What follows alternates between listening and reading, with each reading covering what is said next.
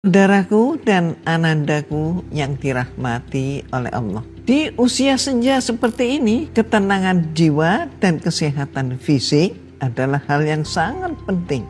Tahukah ananda bahwa doa dan zikir adalah obat penenang hati sekaligus terapi bagi lansia? Mukjizat zikir bagi lansia. 1. Penyembuh gelisah. Rasulullah SAW bersabda, perumpamaan orang yang berzikir kepada Allah dengan yang tidak seperti orang hidup dan mati. Zikir La ilaha illallah yang diulang bisa menurunkan tekanan darah dan kecemasan.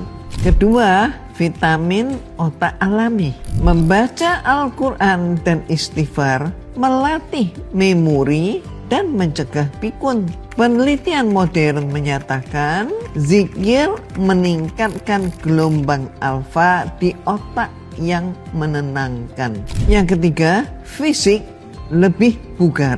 Gerakan sholat dan zikir dengan tangan seperti tasbih melancarkan peredaran darah. Doa sebelum tidur membantu kualitas istirahat menjadi lebih baik. Ada loh resep Rasulullah SAW untuk lansia. Untuk pagi petang, hasbunallah wa ni'mal wakil. Cukuplah Allah menjadi penolong kami. Saat sakit, Allahumma robbanas, doa penyembuh penyakit. Sebelum tidur, ucapkanlah ayat kursi dan al-mu'awwidat. Subhanallah, di setiap helaan nafas zikir ada detoks jiwa dan penyembuhan fisik. Yuk, amalkan setiap saat. Semoga kita semua diberi kesehatan hingga akhir hayat kita. Amin.